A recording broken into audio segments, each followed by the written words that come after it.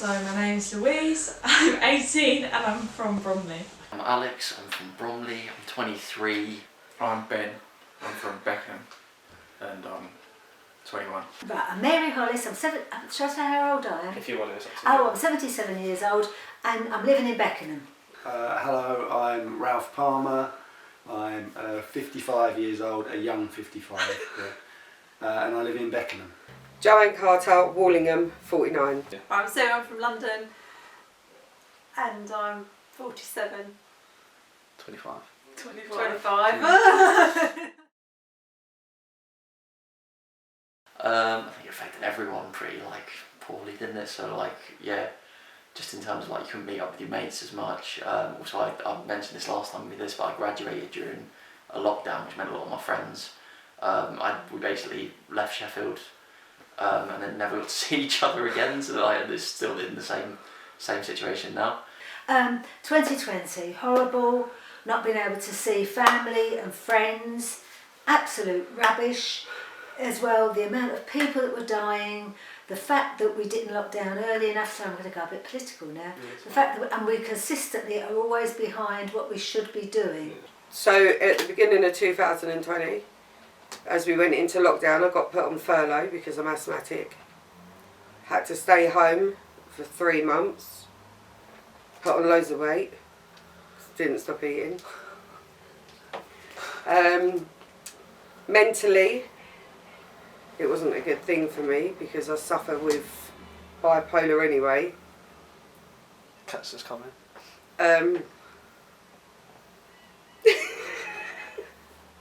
You have to get down. Anyway, yeah.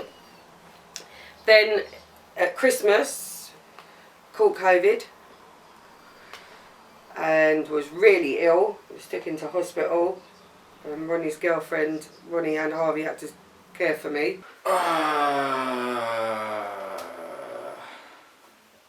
Good and bad.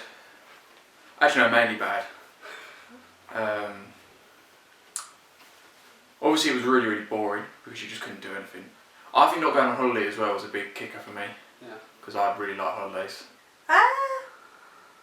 Just was a bit, I don't know, it was weird. I think it was just unreal. Everyone just thought it was unreal, and it was, yeah, 1 minute everything was normal because I was still going to work, and then the next minute I'm working from home and the kids are all home, and Alex had to come home, that's my son, from Sheffield Uni, and then we were just all stuck in the house together, and you couldn't go to the gym, and you were only allowed out for an hour a day. And yeah, so it was all a bit odd, to be honest. But apart from that, 2020 was okay, but yeah.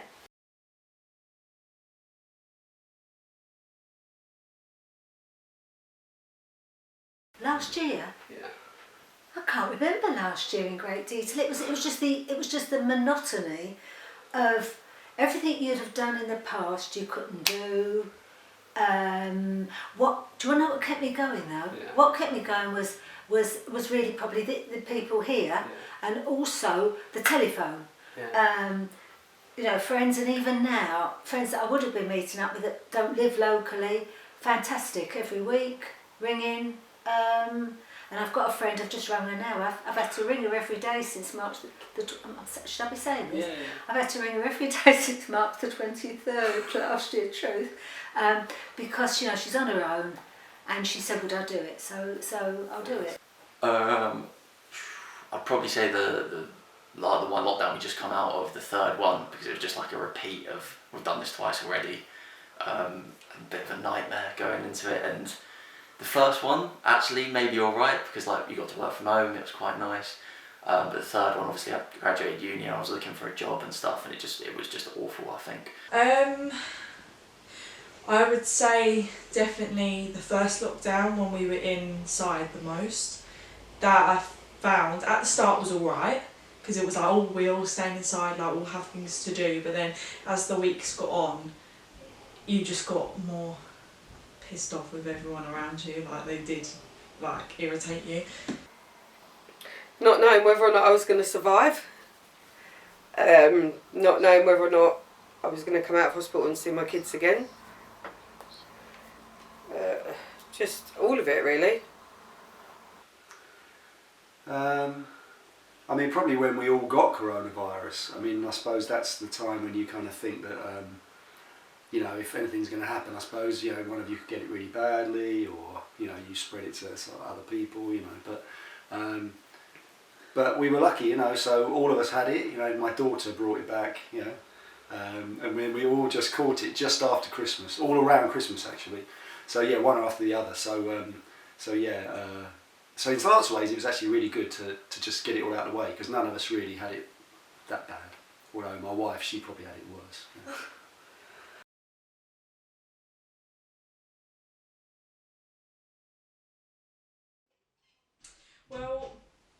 Well, when we went into the second lockdown, I went out and I was working, so I would say that kept me busy a lot of the time. First lockdown, paint by numbers.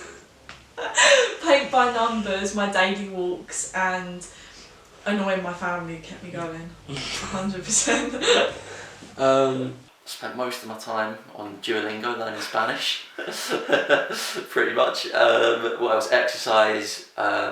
Nightmare when, Ronnie, you'll appreciate this, when gyms weren't open.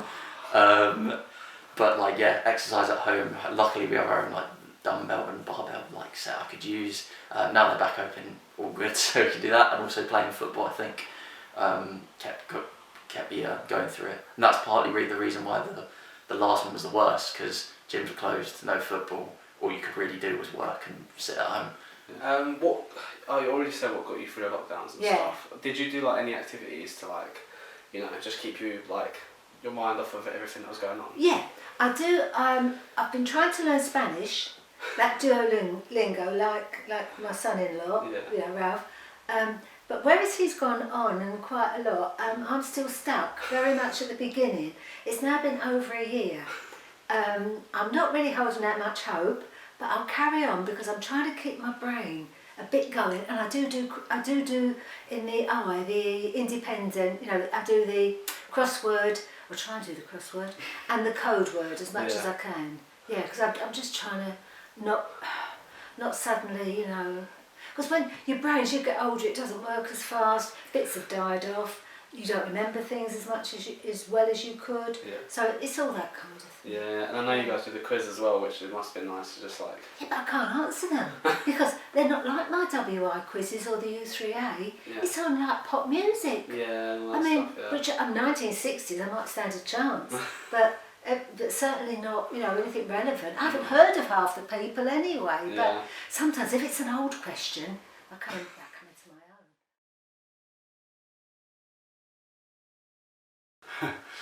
own. Yeah, I'm kind of lucky in a way. I don't think I've ever really suffered from anything like that, and I feel really sorry for people who do, you know, because I can imagine it must be awful. I suppose the worst I've kind of ever had, I suppose, was when I was under a lot of stress at work, and I just felt, you know, I really wasn't enjoying going to work, and you know, things were kind of getting on top of me a bit then. So I feel I can understand how people must feel when they get it really badly. But I'm lucky in that sense that I just haven't. Yeah, I don't tend to worry about too many things. You know. Not I know of. but yeah, no. So, but yeah, I must admit, for people that actually do suffer from mental illness, I can't believe that the lockdowns have helped them in any way, shape, or form. No. Yeah, that's good. No, not that I know of. Is that being crazy? Except being psycho. No, I wouldn't say I do, no. I've got friends that do though. Yeah, same. A lot of friends. Yeah. Like, you know Jake, he's on medication now, like proper medication. Antidepressant. Yeah. And he's been on it for like 3 weeks, and the first 2 weeks they said you'll feel like really like depressed and suicidal. And he's got over like the first 2 weeks, and now he just doesn't care about anything. He's just like so like just. What's the point? Yeah. Yeah.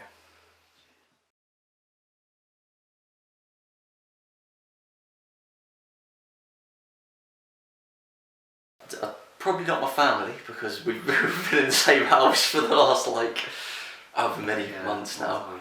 I would say, yeah, from my friends, especially the ones I left behind at university, and then also like coming back here, we just haven't. I've met them up since the last lockdown ended. Met up with them a few times to go to the pub and things like that, and when pubs are reopened, obviously.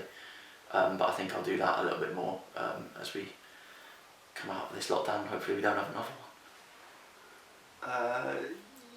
Yeah, sort of yes and no really. I mean, again, yeah, I can understand. I mean, you know, a lot of people must feel like that, and it's been sort of difficult not being able to kind of see as much of your sort of wider family as you'd want.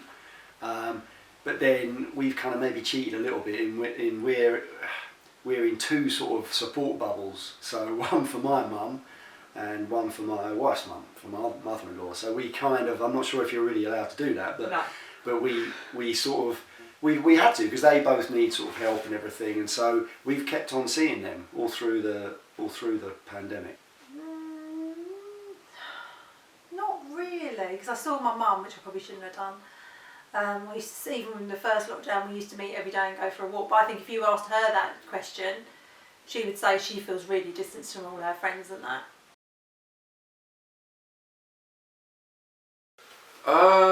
It definitely affected it negatively, but I think it's the same with everyone, because it's just like boredom, and like every day just feels the same all the time. Like it's literally you wake up, you work, you just go home and there's nothing to do. Yeah. Like, so I would just say boredom is really the biggest effect it had.